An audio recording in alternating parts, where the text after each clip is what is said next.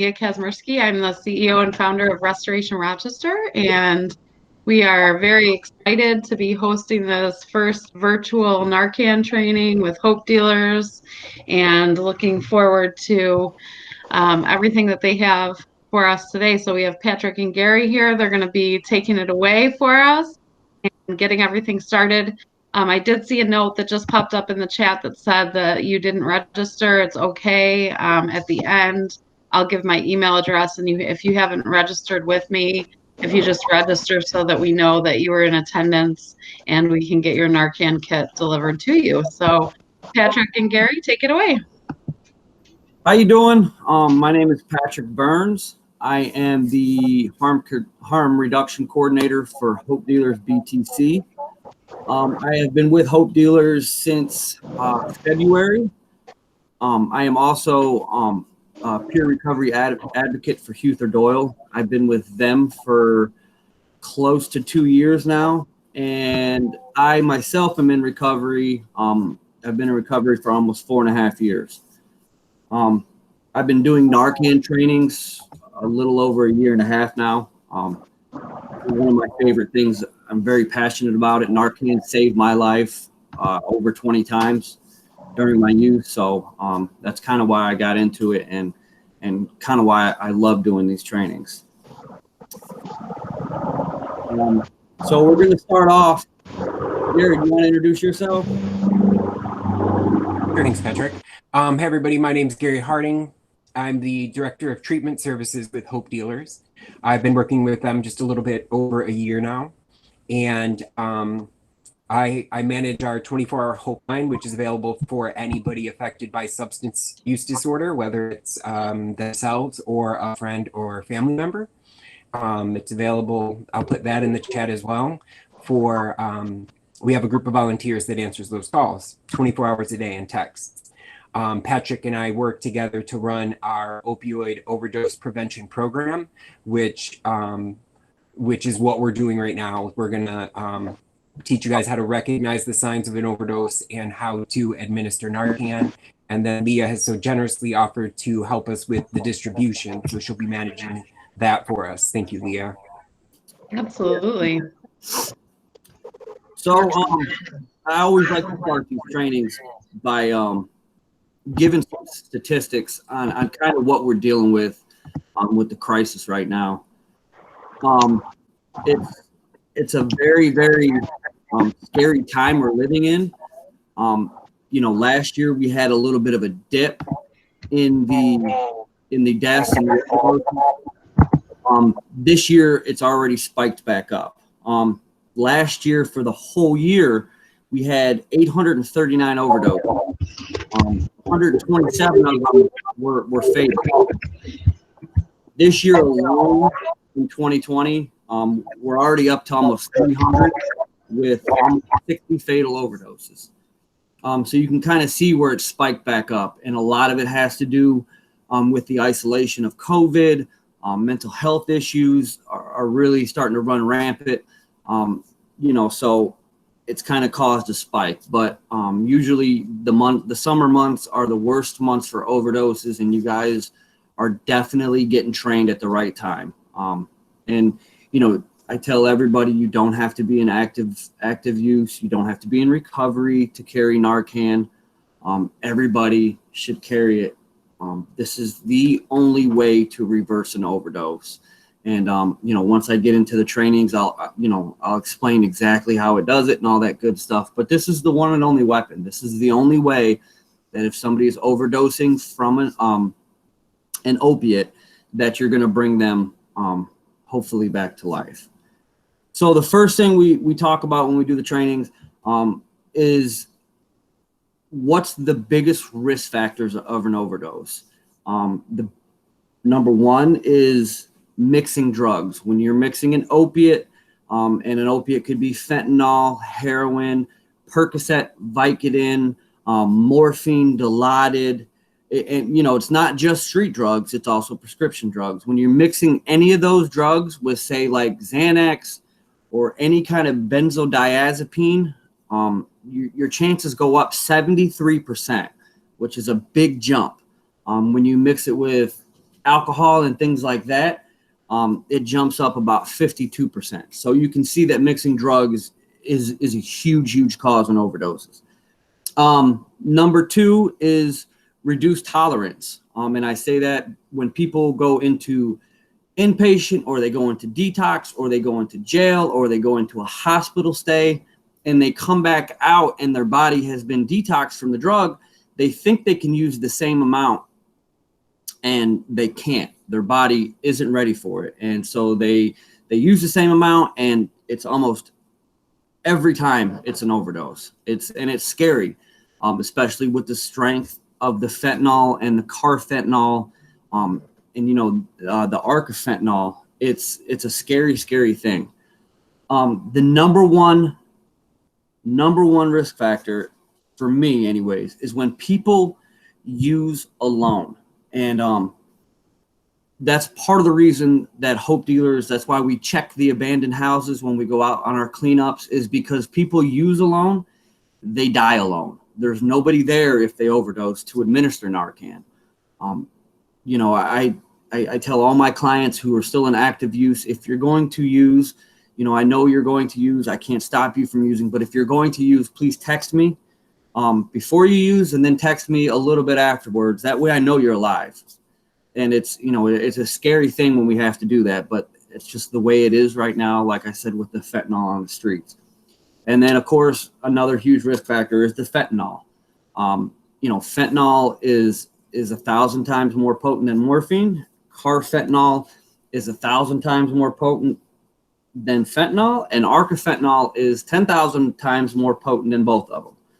So when you start seeing those on the street, that's when you start seeing a huge spike in overdoses. I'm sure everybody remembers, I believe it was 2 months ago, we had that weekend where we had, I think, 14 fatal overdoses in one weekend. And that, it's a result of the fentanyl being extremely potent. So how do you recognize an overdose? It's very simple. They turn blue. And when I say blue, it's under their nose, under their eyes, and the beds of their nails and lips will be a blue. It'll look blue.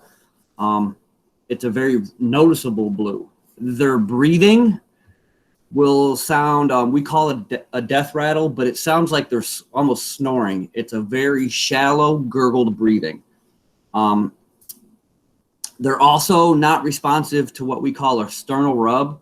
And it's if you take your knuckles and you dig them into your chest, it's a very painful experience. And if they're not responsive to it, hit them with Narcan. That's what I say. Just hit them with the Narcan, because even if you're not sure, it's always best just to hit them with Narcan. It's better to err on the side of caution. Shake them, shout them. If you feel the need to slap them, whatever you have to do to try to wake them up. If they're not responsive, of course, administer the Narcan. So what exactly does naloxone do? That's a question that's on everybody's mind. It will reverse the effects of an overdose when it comes to the use of opiates. It won't help with alcohol. It won't help with benzodiazepines. It'll help with opiates only. And like I said, the opiates can be anything from street drugs, fentanyl and heroin, to I'm sorry, my dogs are starting to distract me, to prescribed drugs, and that's Dilaudid, Percocet, Vicodin, things of that nature. So anything that has to do with an opiate, it will reverse the effects of it. And I can't be clear enough. If you're unsure if it's from an opiate, you can administer Narcan. Narcan will not hurt them if they are not in an overdose state from an opiate. If they are extremely drunk and passed out, it's not going to hurt them. If they're really tired, it's not going to hurt them. So don't hesitate. When in doubt, give them Narcan. And that brings us, okay, after you administer or after you come upon an overdose scene, what do? I tell everybody the same thing. 99% of us always have our phone within reach. Call 911, administer Narcan. If for some reason you have your Narcan in your hands, administer Narcan, then call 911. Whatever you do, you have to call 911. It is very important, especially in today's society of drugs, because of the potency of fentanyl. Sometimes one dose of Narcan is not going to work. Sometimes 2 doses of Narcan is not going to work. Okay, so it's very important to call 911. Now, once you administer the Narcan, the naloxone, what it's going to do is it's going to block the opiate in the brain for about 30 to 90 minutes. And when I say the opiate in the brain, you have, they're called opioid receptors. And that's what opiates are made for. They specifically attach to these receptors. And what Narcan does is it knocks them off the receptors and blocks them for 30 to 90 minutes. And it'll literally reverse the effects of the overdose. It'll oftentimes send people into what we call precipitated withdrawal. So they're going to be going through drug detox pretty much right there in front of you. They'll be sweaty, they'll be vomity, they'll be very sick, clammy, but they'll be alive.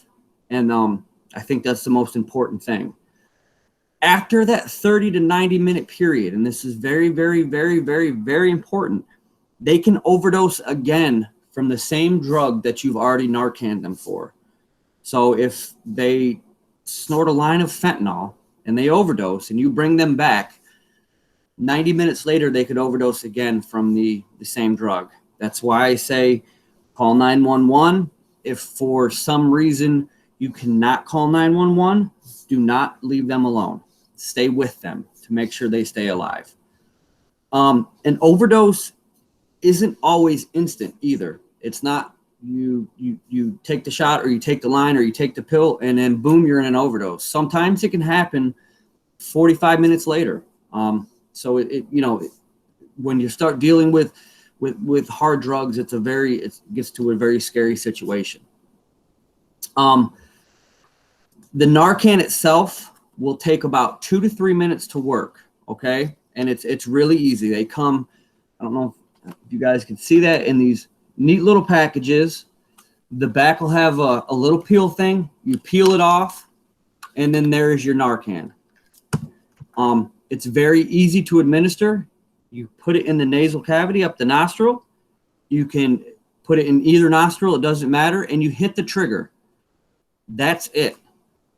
They don't have to be breathing for it to work. It'll absorb through the mucous membranes in your sinuses, and it goes right into your brain.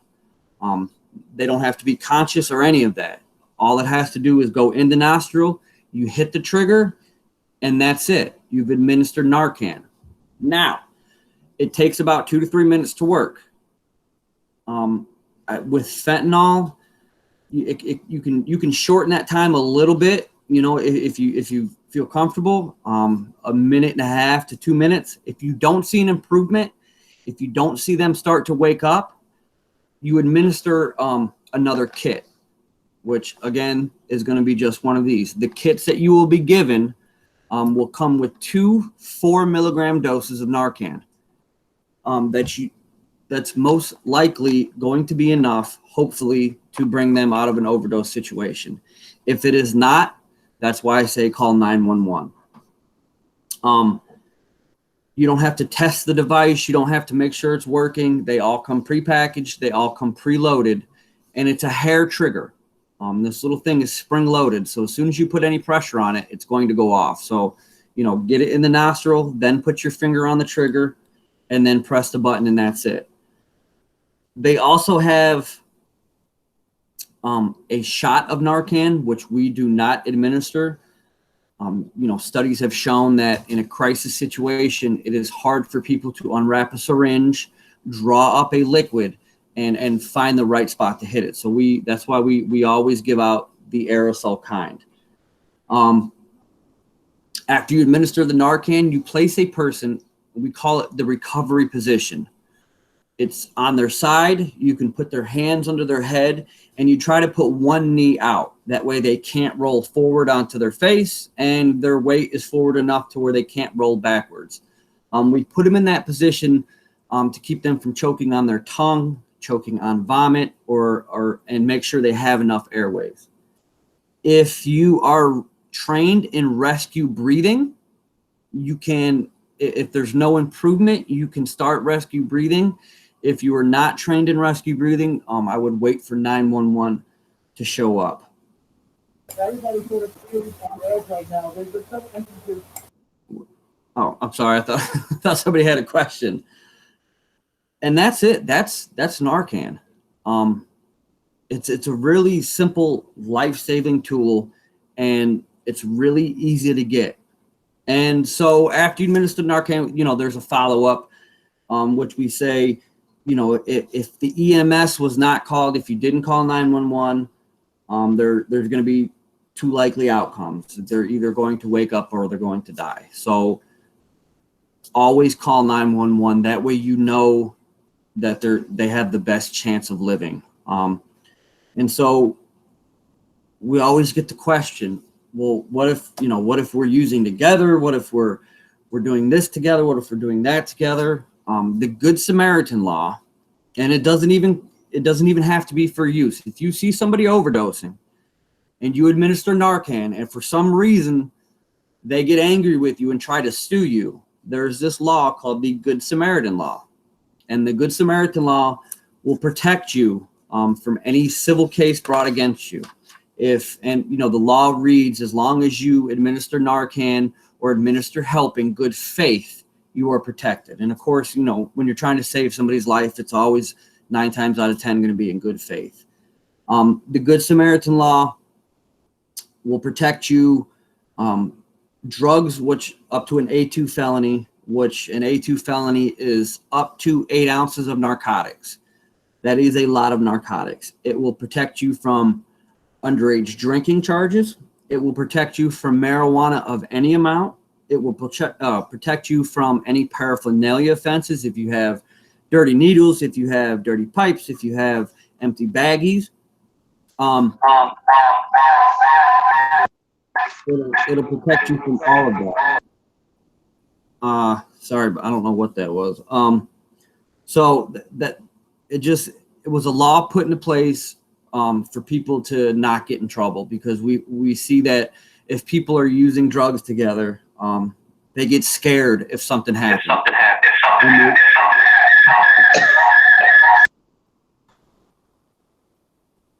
They get scared. There's some that microphones that come unmuted, and then we get feedback. So I just muted it.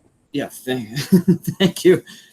They get scared if something happens, so they don't call 911. So that's what the Good Samaritan law was put in place. And in the state of New York, if you're sharing drugs with somebody, it constitutes a sale. So that's why it's always good just to call 911. You're protected. You don't have to worry about it. You're not going to get in trouble. Now, that being said, what it does not protect you against is if you have illegal weapons on scene, if you have stolen goods on scene, if you have drugs individually bagged up for sale. It's not going to protect you from that sort of thing. It's not going to protect you if you're on probation or parole. But I have never seen a probation officer put somebody back in jail if they've saved a life. So that's really, really important that you guys understand that. And, I tell everybody who I train that, you are protected if something bad happens. So that's it. Gary, do you have anything to add on the Narcan training end of it? Not really. Well, yes, I'm like, not really, but inside the kits too, because I know it's hard to imagine what the recovery position is. We have instructions. Let's see if I can find my camera, and it will have all the pictures that go along with training, and that'll be good as well for the people who are calling in on the phone, because obviously you can hear us, but you can't see any of this. So there's quite a bit of information inside. There's even a little bit of information on the Good Samaritan law. So if you wanted to read up on that as well, there's a link to the information there. We're going to have one of our bracelets as well in there. Our bracelets have our phone number and our website. And, I had mentioned anybody can use that for support or to find treatment options. All of those are in there, and if you happen to come across somebody who could benefit from using a kit, whether it's somebody that uses illegal drugs or somebody who is on prescription opioids, whether they're abusing them or not, I believe every household should have Narcan, regardless of the circumstances. Yep. And we get a lot of people, well, I don't use drugs, I'm not a drug addict. And Gary has the best response. You don't have to be a drug addict to save a life. Period. And it's not just for that. My wife takes care of her elderly mother. Her elderly mother is on some strong painkillers sometimes. And sometimes she forgets when she takes them. So this will protect for people in that situation as well. You can use Narcan on an animal. If your dog or cat gets into your medicine supply, you can Narcan your dog or cat. And that's why it's such an amazing, and if it's not because of an opiate, it has zero effect. It's not going to hurt you. You can keep them in your car during the winter. You can keep them in your car during the summer. If your kit is expired, I read a study where they tested a kit 5 years after the expiration date, and it had the same effect as if it was fresh off the line. So, all these things just kind of point to, oh my God, well, I should just carry it, put it in your glove box. And if you ever need it, it's there. Put it in your purse. If you ever need it, it's there. Our kits, they come in these neat little blue bags, and you don't necessarily have to keep it in this neat little blue bag. This will literally fit in your front pocket if you need to. So just kind of keep that in mind. Gary also said, our kits come with all sorts of information, but one of the most important is this little blue card. It'll be in everybody's kit. It has our medical director stamp on it, and it has our informational stamp on the back. You have to put your name on it and date it, and this is pretty much certifies that you have been trained to use it. Keep it right there in the kit with you, and you never have to worry about it. Or, if you would like, you can put it in your wallet or your purse, but it's really important that you put your name on it and put the date on it. And it says, I've been certified to administer Narcan in an overdose situation. Is there any questions? You just made me think of something, Patrick. You were talking about the blue card. Oh, NCAP. One thing we haven't talked about is NCAP. Oh. NCAP. And I'll tell you what it stands for. One second.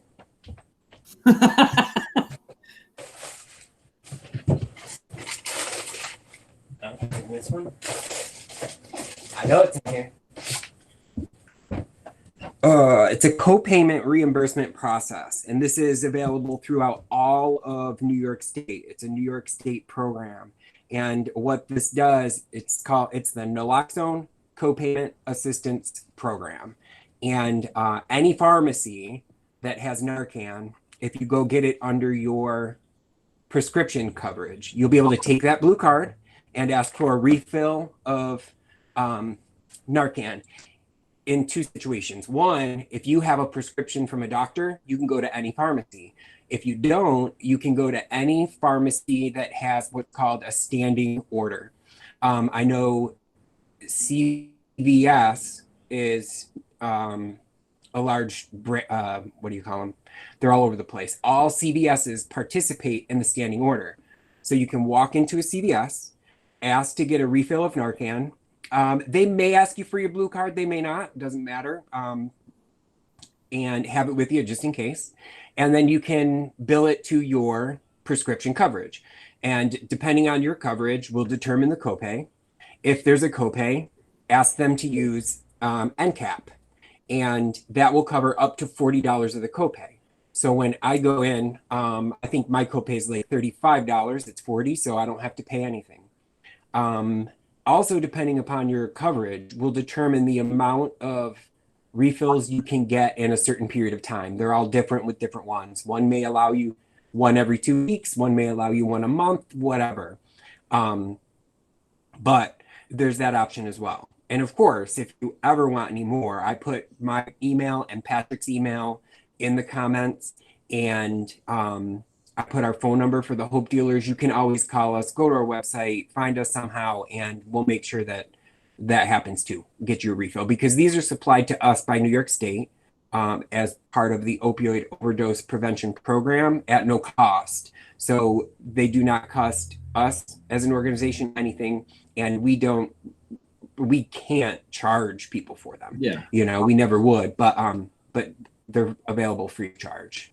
Yeah, that reminded me. If you use your kit, or if your kit gets stolen or something along those lines, like Gary said, our emails are in the comments. You can contact one of us, and especially if you use the kit, there's an anonymous sheet that we fill out and turn into the state, and that's what kind of helps us track the overdoses and stuff that are happening in the state. We would fill those out, give you another kit, and then and we can, go on from there. But it's really important, especially if you use the kit on somebody. That way we kind of see, exactly, we can see what's happening with the epidemic, as it happens. Like I said, oh, I'm sorry, go ahead. No. I was just going to say, it helps the state know, like, obviously they have budgets and they need to figure out how much needs to go where, all that stuff. It just helps them to run their numbers and help them to keep the program going. And the numbers I read you, those are only reported overdoses. There's so many more that go unreported. And, that's why it's so important that we do report them, because like Gary said, if for some reason their numbers aren't there, they will cut the funding. We all know how that works.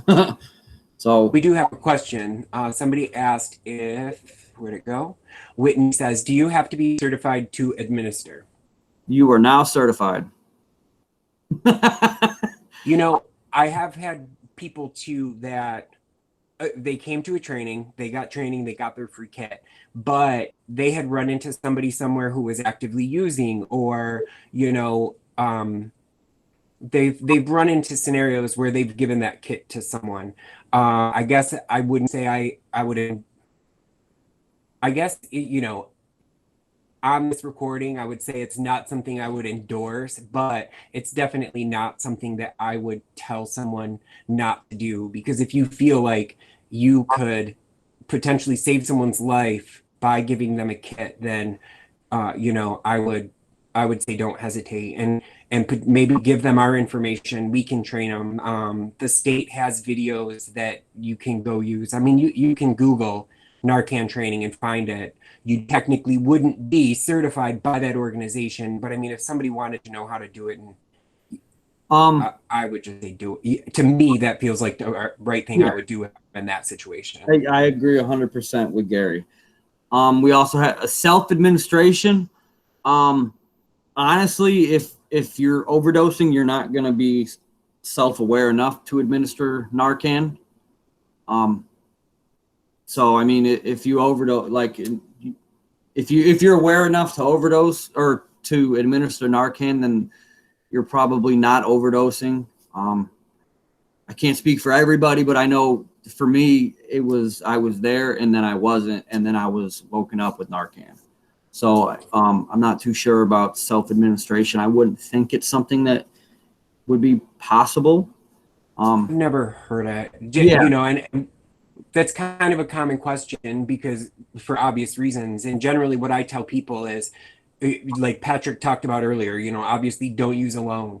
But if there is somebody that uses alone, I tell them to, take the Narcan and make sure your friends and family know where that Narcan is. So if hopefully they happen to come upon you and they see you, they know, oh, he's got his overdose kit in the medicine cabinet or whatever. Same with an elderly patient. Like if there's someone,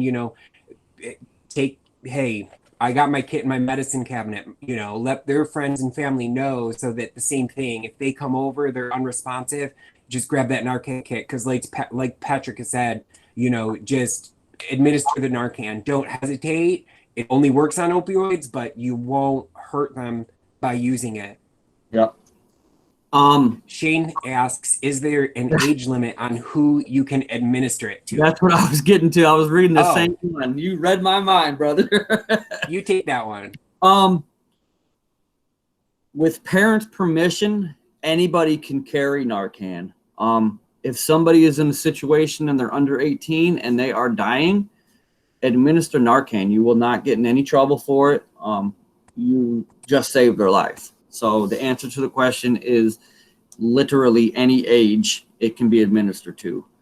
My daughter is 14. She carries it just because of the state of the world we're in right now. She has to carry it. At 14, some of her friends are already using, which is kind of a scary thing. So as long as there's parents' permission involved, you can have your child carry it.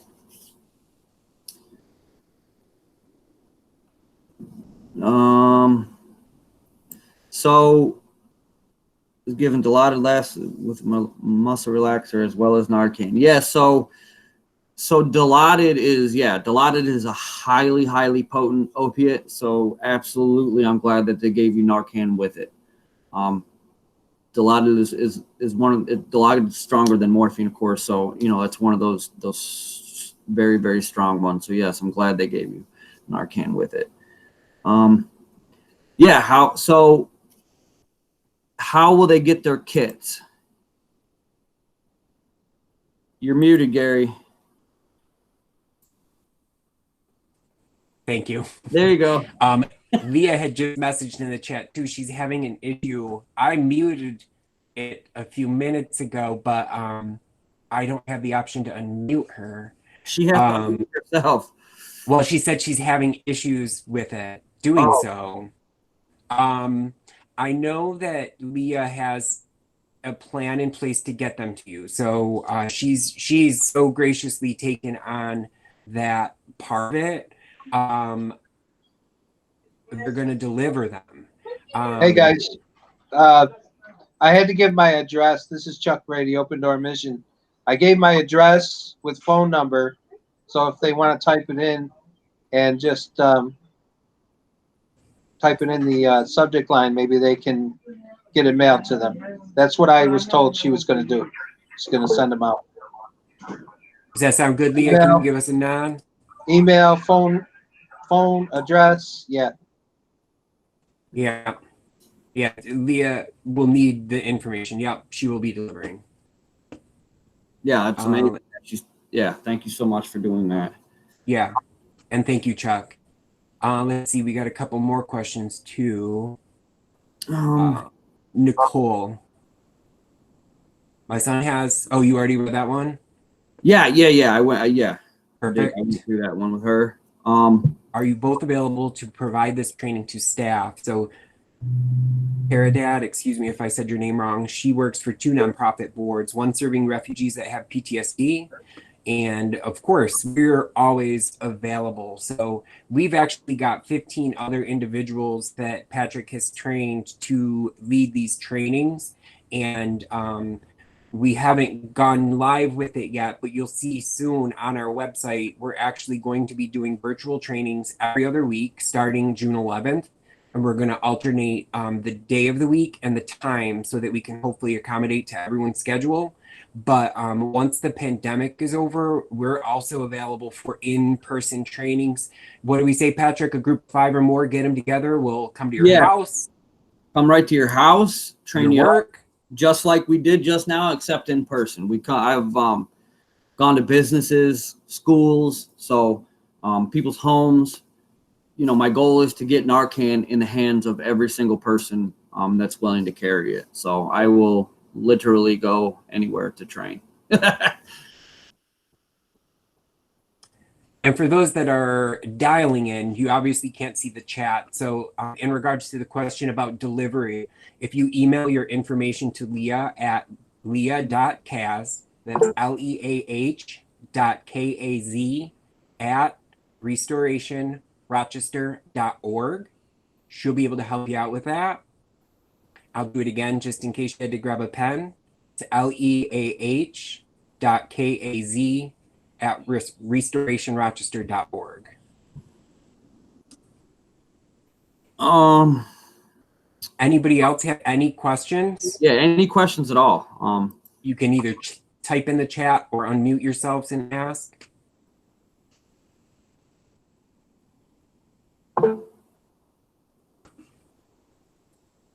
Yeah, you have to unmute yourself, Yvonne. We can't hear you. Can you hear Oh, me now? yes, ma'am. Hi. I asked that question because I am an individual with several disease processes and I take several narcotic medicines at the same time. So you answer my question, yeah, it would be a good idea to have one of those by my bedside. I appreciate you giving me that information. It's like I have no one here. And that's why I asked if I could self-administer. There's nobody here with me, and you know, I'm just thankful that you guys are doing this. You should involve me. Is it free? So my wife just told me this great thing. I completely forgot about it. So they have this device called a Medicube, and at the beginning of the month, you put all your prescriptions in there, and you set it up to dispense them at certain intervals. And she does that for her mother when she can't be there. You know, sometimes it's hard to remember if, especially like you said, if you have a lot of prescriptions to take, it's hard sometimes to remember what you've taken. But Exactly. I Yes. believe it is covered under I think most insurances cover it now, and it's called a Medicube, and it's like a little pill dispensing safe, and it you put everything in there, and there's only one passcode for it, and it will dispense things for you at the correct time. So that Where might do be I get this from? you'd have to check online for it, but I believe your insurance company should cover that. I'm Thank pretty you so sure. much. Yeah, absolutely. And it'll help you, because it makes it so much easier when it just dispenses at the time you have to take it. Yeah, yeah. It's just difficult being in that situation, and I know I've been close sometimes, and it alters how I think and how I want to take the meds. But just being on so many is a bit disconcerting. Yeah, absolutely. So yeah, it's a great idea to keep the Narcan close, and check it out. It's something you can definitely look into. And it's worth looking into. And if anything that makes your life easier, is All right, I appreciate it. Thank you. absolutely. Take care. Bye. Okay, guys, I actually got myself off mute. Can you guys hear me? We can. Yeah. Ah, excellent. Okay, I messed up my grid view, so I can't see you all very well, but I can actually talk now, so this will work. But to answer the question about the Narcan, so we have a team of about 4 people that are going to attempt to deliver this to about 65 people. I know there are some people that weren't able to make it, and so I'll talk to Patrick and Gary about how to get this out to them through their emails, hopefully the recorded version of this. I did put in the notes, if anybody has a car and is available to join us to help deliver the Narcan, we would be happy to have some volunteers to help. We did allocate a couple of times next week to go out, and we're just going to deliver until we get all of them out to you guys. So we'll be in touch. For everybody that's given me your information already, I have you all on a spreadsheet. I've got all your phone numbers, and so the team will be in touch about when they're actually going to deliver it to you. Yeah, I just have a quick statement. There's a young lady that's on. Her name is Tamara Carter. She said her sister is on from North Carolina. Will her Narcan be actually mailed to her, or how will she get hers? So we actually just got that approved by our board. We haven't started doing it yet. Once it goes live on our website, that will be how we deliver it in most cases. So for Tamara, make sure Leah has your sister's information, and we will make that happen. Excellent. Perfect. Who else had a question?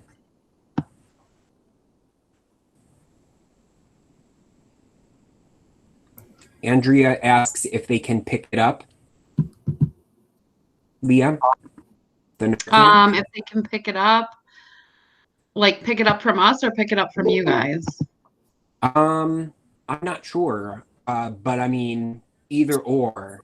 I can deliver all of the Narcan to you tomorrow if you're available, just so you've got it. Okay. And then I'm cool with either. You know, if she wants to pick it up from you, if you know her, or I'm located on East Main Street near Culver. That's where you could pick it up from if that were more convenient. Yeah, and we have 2 office locations as well. So if you just reach out to me via email or reach out to Gary or Patrick via email, we should be able to arrange it. And did we miss any of the typed questions? Because I can't scroll up I'm on looking. my Okay, so it looks like did we answer Ayana's question? What were the different types of fentanyl? I just put that in. The 2 I know of are obviously fentanyl and carfentanil. What else is there, Patrick? There's also arcafentanil, which we haven't seen that in Rochester. That's still it's been seen in Pennsylvania, Philadelphia area.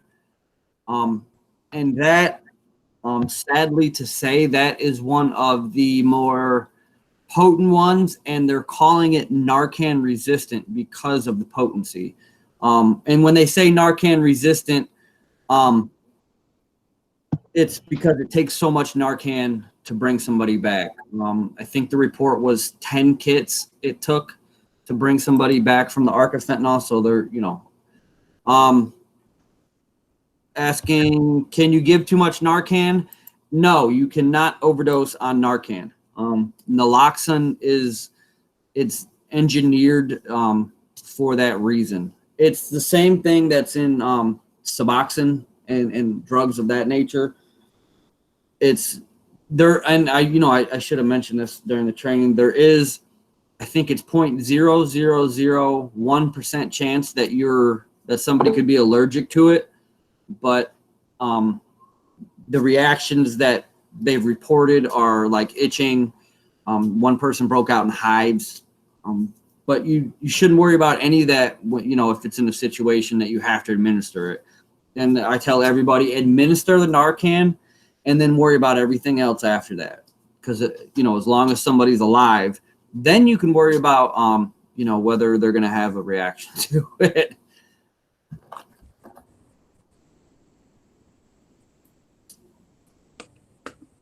Anything else from anybody?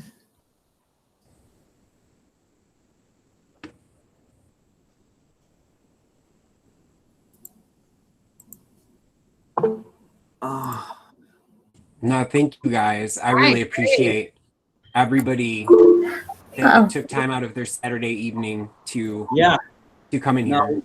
We appreciate everybody joining, and I look at it. This is almost 60 people. This is 60 lives that I look at people get saved. So yeah, amen. Everybody for coming and doing this. It means a lot to me, as well as I'm sure both Gary. On behalf of the Hope Dealers, thank you guys so much for attending.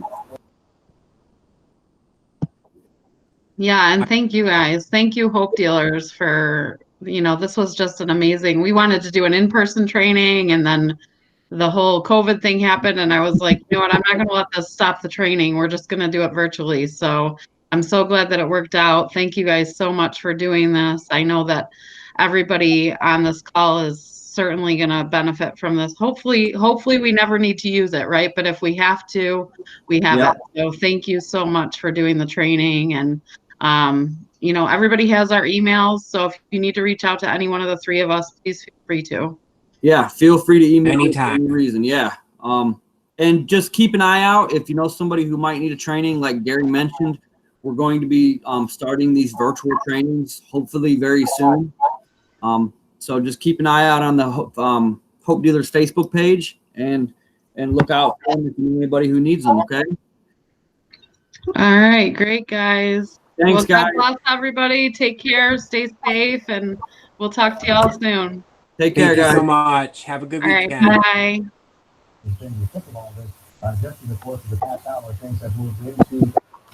Thank you, Leah.